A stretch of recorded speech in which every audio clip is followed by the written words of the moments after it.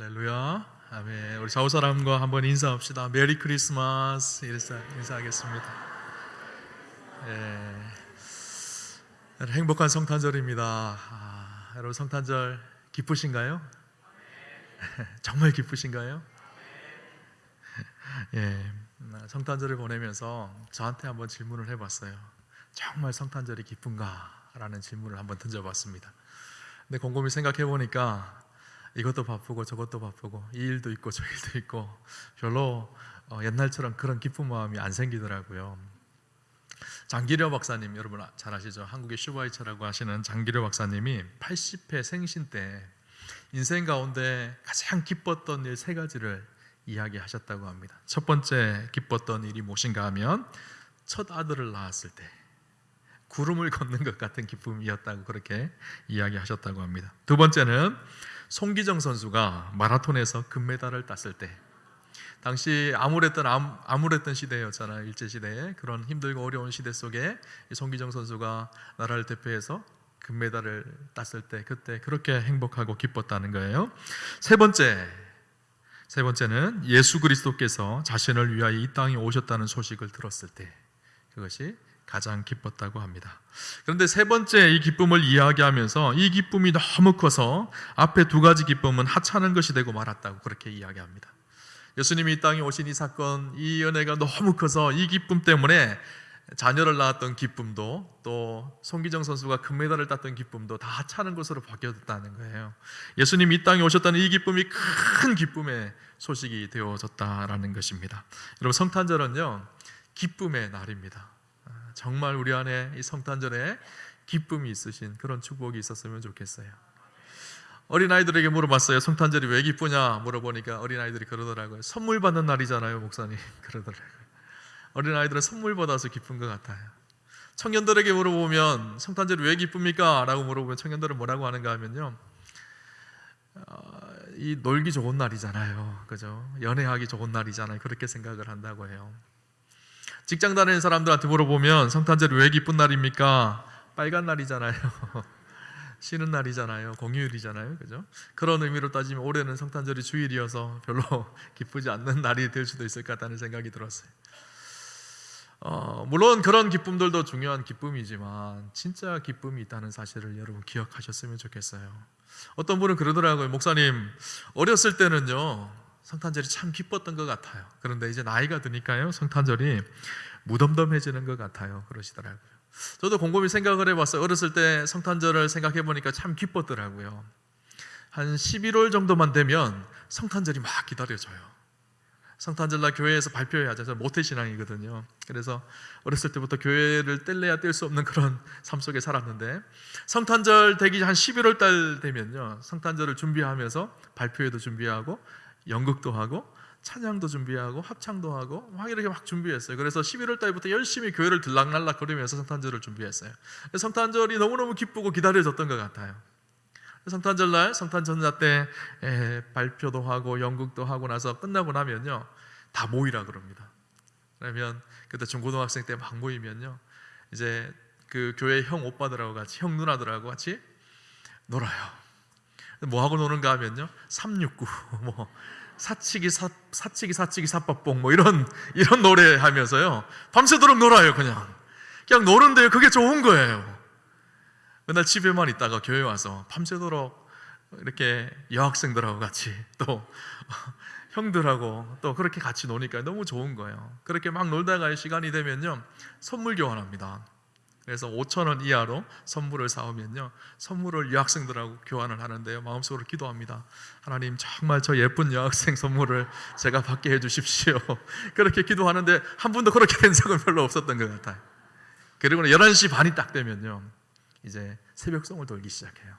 10명씩 무리를 지어서 이렇게 성도님들 가정 앞에 서가지고 고요한 밤 거룩한 밤 어둠에 묻힌 밤 그렇게 새벽송을 하면요 우리 권사님들, 장로님들, 집사님들 한 보따리 과자를 이렇게 주셔요. 그러면 이제 그 과자를 들고 와가지고 교회에 와서요 그거 가지고 나눠 먹습니다. 그리고 집에 갈 때 잔뜩 싸가지고 가요.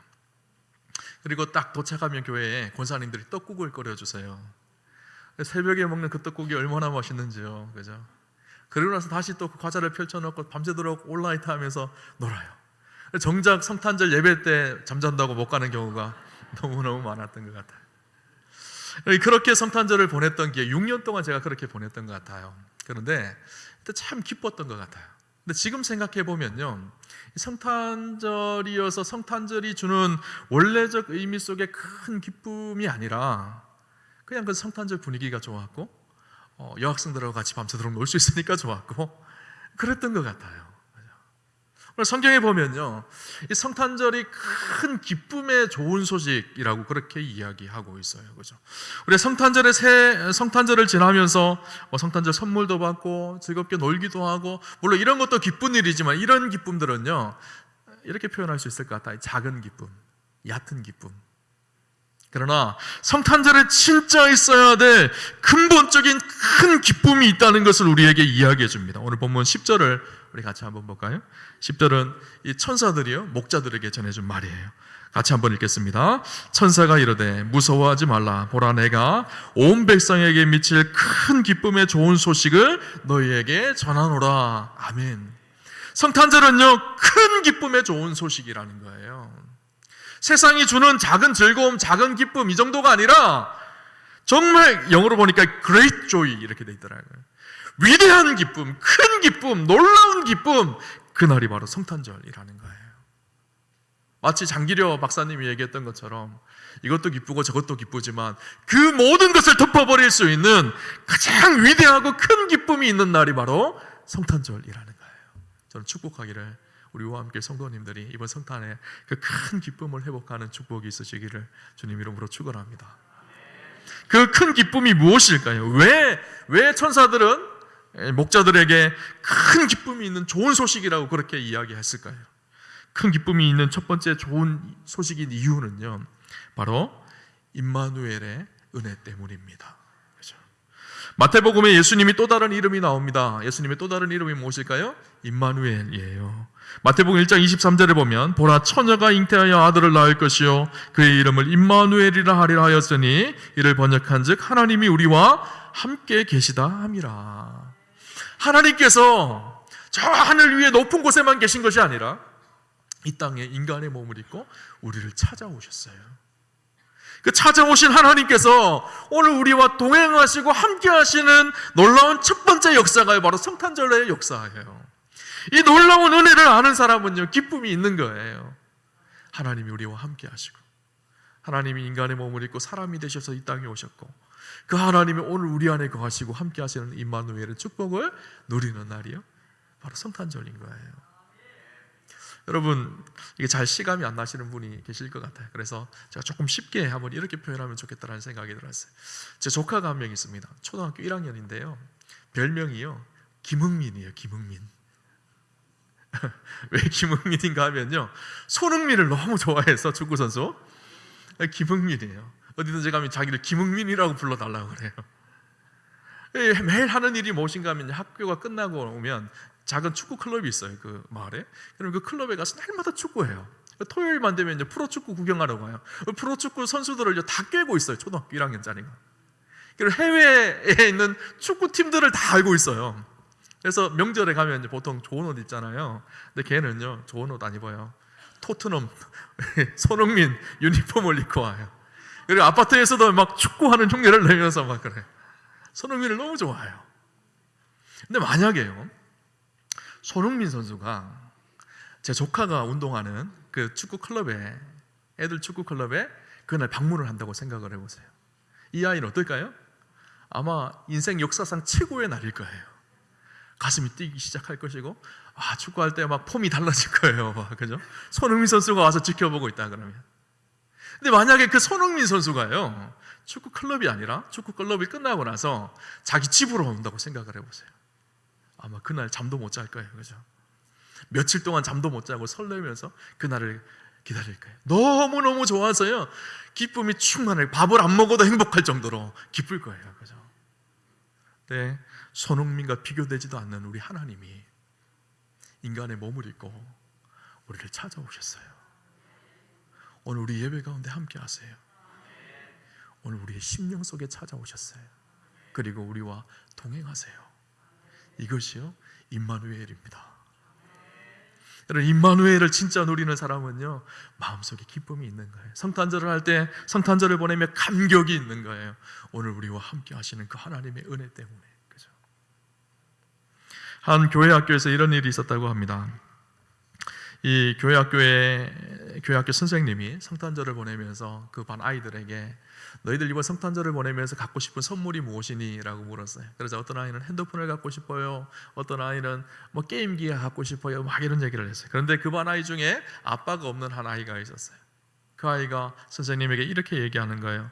저는 선생님 아버지가 보고 싶어요. 제가 너무너무 힘들고 어려울 때 항상 아버지 사진을 꺼내서 보는데 성탄절 하루라도 아버지가 내 앞에 나타나셔서 그 아버지를 보면 너무너무 좋을 것 같아요. 그러는 거예요. 선생님이 너무너무 안타까워서 그 아이를 끌어안아줬어요. 근데 끌어안아주면서 하나님의 마음이 생각이 났어요. 아, 크리스마스가 바로 이런 날이구나. 사진 속에서 그냥 웃고 있는 아버지가 아니라 얘야 나도 너를 사랑하고 보고 싶었단다 하면서 사진 밖으로 튀어나와서 안아주고 우리와 함께 하시는 그 아버지 하나님을 누리는 날이구나. 그래서 그 아이에게 또 아이들에게 성탄절의 의미를 설명해 주었다고 합니다. 성탄절은 바로 그런 날이에요. 위대하신 하나님이 우리와 함께 하고 싶으셔서 임마누엘로 이 땅에 찾아오신 날, 그 은혜와 감격과 기쁨을 누리는 날. 여러분, 성탄절은요 그래서 기뻐할 수밖에 없습니다. 성탄절에 임마누엘의 기쁨을 회복하시는 축복이 있으시기를 주님 이름으로 축원합니다. 또 한 가지 성탄절이 기쁜 이유가 있습니다. 예수님께서 우리를 구원하기 위해서 오셨기 때문이에요. 그 구원의 기쁨과 은혜를 누리는 날이 바로 성탄절인 거예요. 그죠? 오늘 본문을 봅시다. 천사가 목자들에게 말해준 그 기쁨의 좋은 소식이 무엇인지를 이야기해 줍니다. 11절에 보니까 오늘 다윗의 동네에 너희를 위하여 구주가 나셨으니 곧 그리스도 주시니라, 그렇게 고백하고 있어요. 너희를 위해서 구주가 나셨다는 거예요. 이 구주라는 말은 구원자라는 말입니다. 치료자, 회복자라는 말이에요. 이 구호주라는 말이에요. 헬라어로는 소테르라는 단어입니다. 소테르라는 의미가 무엇인가 하면 질병이나 위험으로부터 구하다라는 말이에요. 우리가 코로나로 인해 참 많은 힘든 시간을 보냈어요. 거의 3년 동안 꽁꽁 묶여서 성탄절 예배도 잘 못 드리고 2년 동안은요 힘들게 어려운 시간을 보냈어요. 근데 코로나가 이제 점점 이렇게 끝나가죠. 엔데믹이라고도 하죠. 그죠? 점점 끝나가고 우리가 비록 마스크를 쓰고 있지만 함께 예배도 드리고 점점 코로나가 사라지는 것은 아니지만 완전히 우리가 방어할 수 있는 것은 아니지만 통제할 수 있는 상황이 되어졌어요. 그렇게 되어진 중요한 이유 한 가지가 있습니다. 뭐 때문일까요? 백신 때문이에요. 백신. 여러분, 백신 맞고 어느 정도 이제 코로나가 컨트롤이 되어지는 상황 속이 되어졌어요. 백신이 있기 때문에 우리 코로나를 좀 극복할 수 있는 길들이 열려졌잖아요. 그죠? 그런데 오늘 우리 안에 무서운 질병이 우리 안에 있습니다. 사실 영적인 질병이 있죠. 죽음이라는 질병이에요. 죄와 사망이라는 질병이에요. 이건 아무도 해결할 수 없는 질병이었었어요. 그러나 이 죄와 사망의 백신이 나왔어요. 코로나 백신은 맞아도 또 걸리기도 해요. 그러나 이 죄와 사망의 질병을 해결할 수 있는 예수 그리스도의 십자가의 백신이 우리 가운데, 이 땅 가운데 임하는 사건이 바로 성탄절입니다. 그래서 예수 그리스도 안에서 우리의 영원한 생명을 얻게 되어주죠. 이것이 소테르예요. 죄와 죽음에서 영원한 생명을 얻게 하는 구원자. 여러분, 만약에 내가 죽음의 병에 걸렸다고 생각을 해보세요. 어느 날 몸이 아파서 병원 갔는데 암 말기라고 판정을 받아보세요. 수술을 해도 안 됩니다. 그러면 어떨까요? 괴롭습니다. 그때부터 고통스럽죠. 그런데요, 누군가가 알약 하나만 딱 먹으면 암이 치료되어지는 약을 개발했다고 생각을 해보세요. 감격할 거예요. 아마 전 재산을 들여서도 그 약을 하나 사서 아주 기뻐하고 행복해 할 거예요. 그죠? 근데 이 암보다 훨씬 더 무서운 질병이에요. 죽음이라는 질병이에요. 사망이라는 질병이에요. 인간의 힘으로 도저히 해결할 수 없는 이 질병을 해결하기 위해서 하나님이신 그분이 인간의 몸을 입고 이 땅에 오신 날, 바로 이 날이요 성탄절인 거예요. 그분이 우리의 소테르 구원자이세요. 우리의 구원자가 되셔서 우리의 모든 죄악과 사망의 저주를 깨뜨리고 생명으로 인도하시는 놀라운 구원의 역사를 경험하는 그 구원의 기쁨이 있는 날, 이 날이 성탄절인 거예요. 그죠? 이 소테르라는 단어는요, 당시에 로마 황제에게 쓰여졌던 단어라고 해요. 로마 황제가 전쟁에 나가서 승리하고 돌아오면요, 그를 향해서 구원자 소테르라고 고백했다고 합니다. 왜냐하면 저 적들에게서부터 우리를 구원하고 지켜준 구원자라는 의미예요. 그죠? 근데 오늘 천사가 목자들에게 하는 말이 이 로마 황제가 소테르가 아니라 진짜 소테르, 진짜 구원자가 오신다는 것. 죄와 사망과 사단의 권세를 꺾어버리고 승리하실 메시아 그리스도가 이 땅에 오신다는 거예요. 그죠? 여러분, 진짜 구원의 기쁨이 있는 사람들, 예수 그리스도를 아는 사람은요, 이 성탄의 기쁨이 있는 거예요. 그래서 오늘 성경에 보면요, 이 좋은 소식은요, 누구에게나 제한이 없다는 거예요. 10절에 온 백성에게 미칠 큰 기쁨의 좋은 소식, 이렇게 말씀하고 있습니다. 모든 백성에게 미칠 큰 좋은 소식, 큰 기쁨의 소식. 남녀노소 구분 없이 가난한 자나 부한 자나 높은 자나 낮은 자나 늙은이나 어린이나 모두에게 미치는 큰 기쁨의 좋은 소식이라고 이야기하고 있어요. 그렇죠? 여러분, 어떤 분들은 오늘 성탄절을 보내면서 그런 분들이 계실 거예요. 아유, 나 같은 사람이 무슨 성탄의 기쁨이 있나, 나같이 비천한 사람이 무슨 성탄절을 누리나, 이렇게 생각하는 분이 계실지 모르겠어요. 아니, 그렇지 않아요. 오늘 성경에 보면 이 성탄의 기쁜 소식이 처음 전해졌던 사람이 누구일까요? 목자들이에요. 당시 목자들은요, 비천한 사람들이었었어요. 당시에 사람으로 제대로 인정받지 못했던 사람들이요, 목자들이었었어요. 실제로 어떤 일들이 있었는가 하면, 목자들이 법정에서 증언하는 증언은요, 정언으로도 인정해 주지 않는 그런 사람들이요, 정상적인 사람으로 인정해 주지 않던 사람들이 목자들입니다. 그런데 천사들을 통해서 하나님은요, 그들에게, 가장 비천하게 여겨지는 그 목자들에게 이 기쁨의 소식을 가장 먼저 전했습니다. 그리고 이 기쁨의 소식을 가장 먼저 누렸던 사람들이 바로 이 목자들이에요. 그죠? 오늘 우리도 마찬가지죠.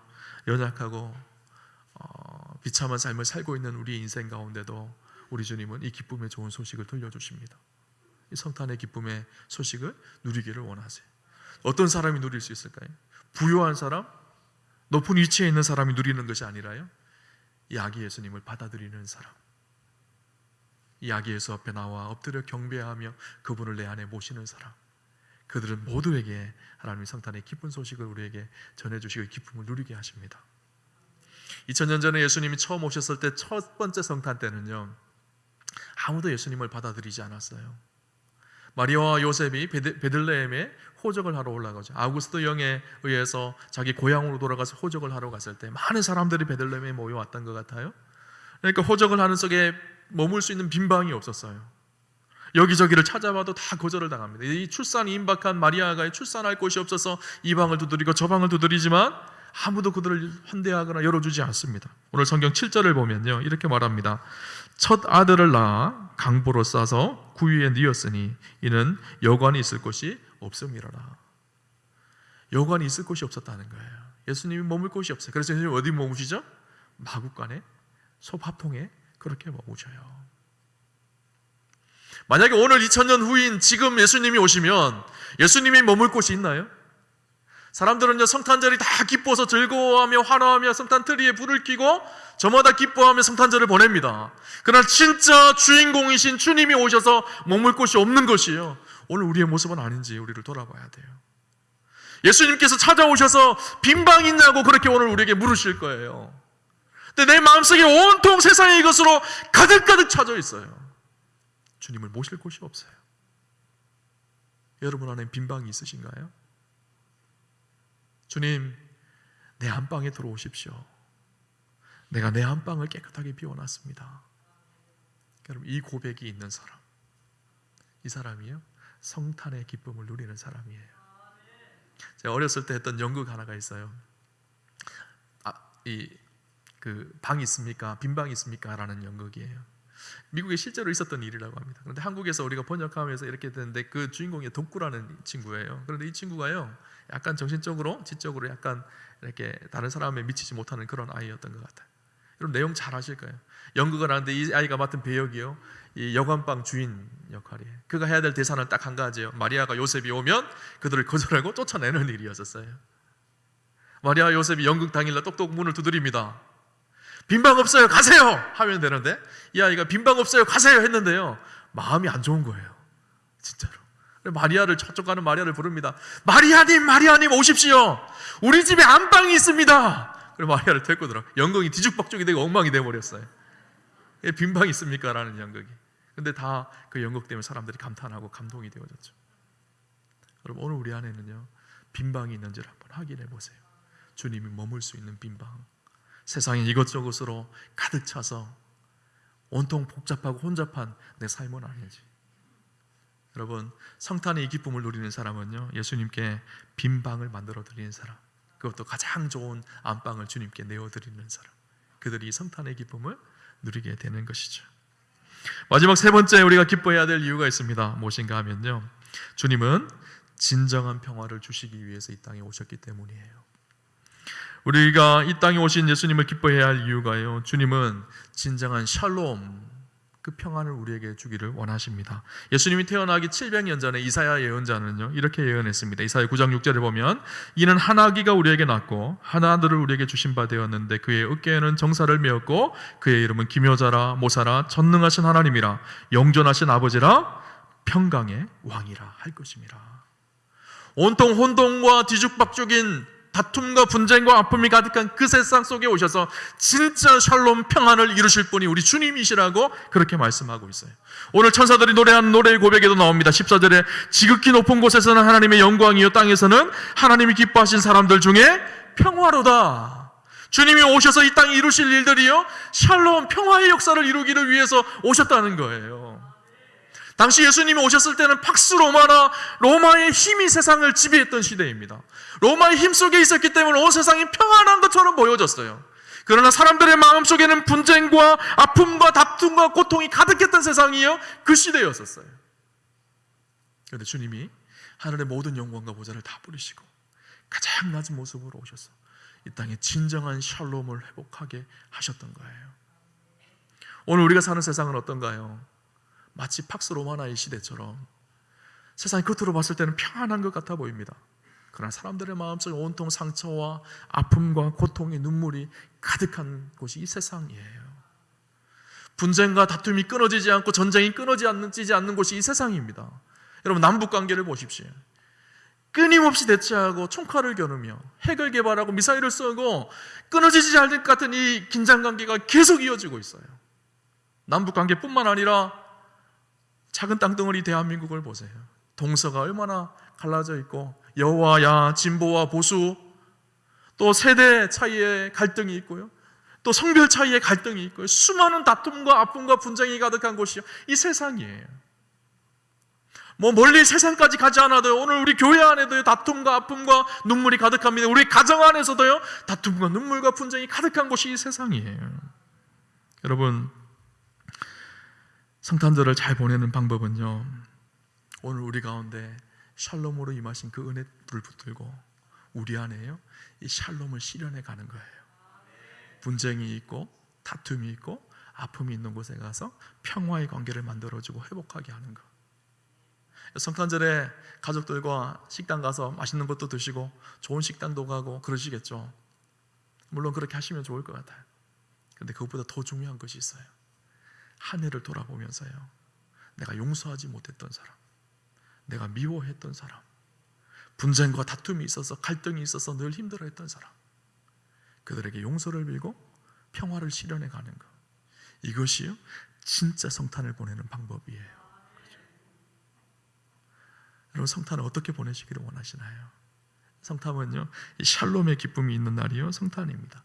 1차 대전 차디찬 겨울에요, 이런 일이 있었다고 합니다. 독일과 연합군이 서로 치열한 전투 속에 대치 상황 속에 있었어요. 한 작은 강을 두고 서로 치열하게 싸우고 있었어요. 성탄 이브가 되어졌습니다. 12월 24일 밤. 어디선가 총소리 한 번만 들려도 다시 전투가 막 일어날 것 같은 그런 살벌한 긴장관계 속에 있었어요. 그런데 연합군의 한 병사가 소나무 트리를 만들기 시작했어요. 작은 소나무 트리를 만들어서 그곳에 불을 밝혔습니다. 그리고 혼자서 조용하게 성탄 캐롤을 불러요. 고요한 밤, 거룩한 밤, 어둠에 묻힌 밤. 근데 이 캐롤이요, 적막하고 고요한 그곳에 조용한 캐롤이 흘러가기 시작하니까요, 저쪽 반대편에 있던 독일 병사가요, 그것을 조용히 따라 부르기 시작하는 거예요. 점점 이것이 확산되어져서요, 연합군과 독일군 전체가 그 밤에 그 살벌한 밤에, 적막한 밤에 다 같이 캐롤을 부르기 시작해요. 놀라운 일이 일어난 것이죠. 치열한 전쟁의 한복판 속에서 평화가 임하기 시작한 거예요. 샬롬이 임하기 시작한 거예요. 그 다음날 아침이 되어졌어요. 총칼을 다 내려놓고 독일군과 연합군이 함께 와서 성탄절 예배를 함께 드리게 되어집니다. 성탄절은요, 그런 날이에요. 내가 가지고 있는 무기를 내려놓는 날이에요. 총과 칼을 내려놓는 거예요. 내 마음속으로 들고 있는 나의 마음의 무기들, 나의 입술의 무기들을 내려놓고 하나님의 평화를 실현하는 날, 이 날이요, 성탄절입니다. 여러분, 세상에 가장 강력한 무기가 뭔지 아세요? 원자폭탄인가요?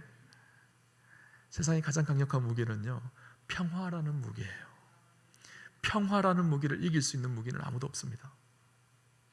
원자폭탄을 개발한 사람이요, 오펜하이머라는 박사라고 합니다.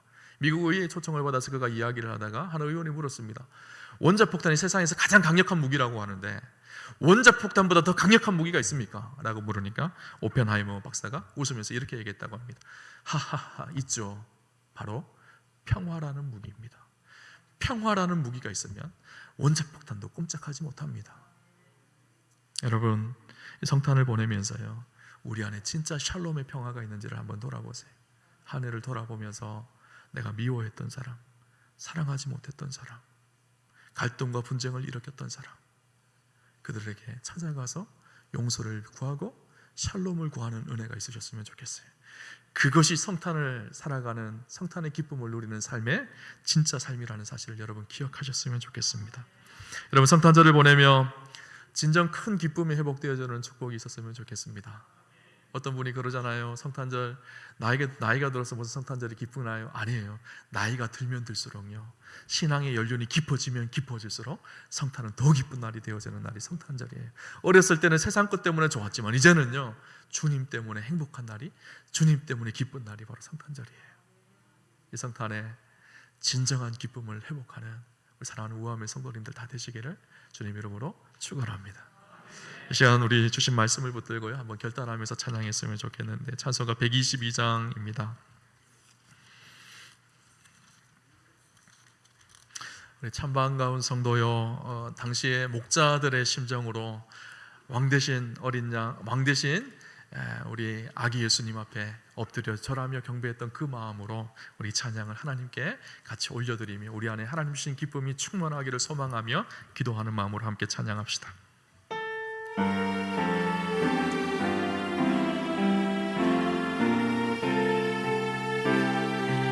참 반가운 성도요, 참 반가운 성도요, 다 이리 와서 베들레헴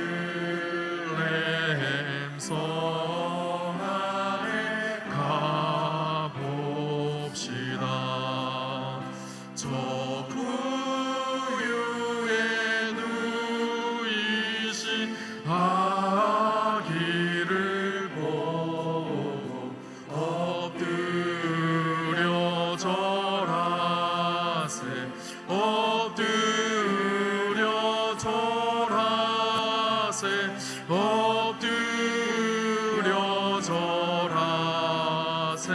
구주 저 천사여 찬송을 높이, 저 천사여 찬송을 높이 불러서 이 광활한 천지에 울리어라. 주 하나님 앞에는 영광을 돌려 엎드려 절하세, 엎드려 절하세, 엎드려 절하세.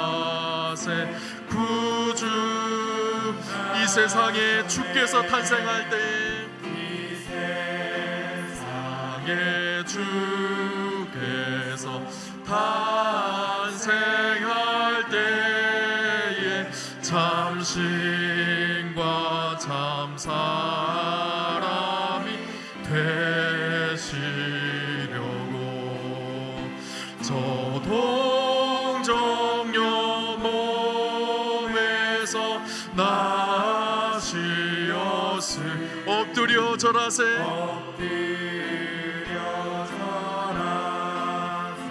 엎드려 절하세 엎드려 절하세 구주나 여호와의 말씀이 육신을 입어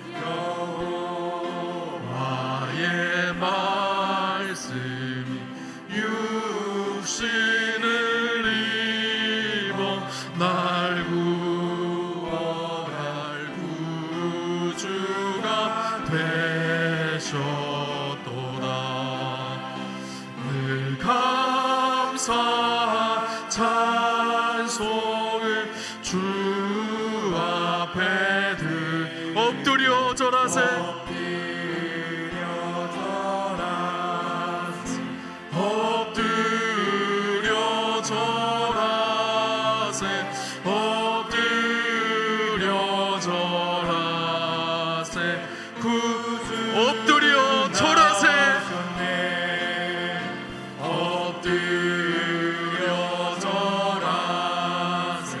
엎드려 절하세 엎드려 절하세 우리 한번 손을 들고 고백합시다 엎드려 절하세 엎드려 절하세 엎드려 절하세 엎드려 절하세 다시 한번 마음의 고백을 담아서 우리의 왕 되신 주님께 엎드려 절하세 엎드려 절하세 엎드려 절하세 엎드려 절하세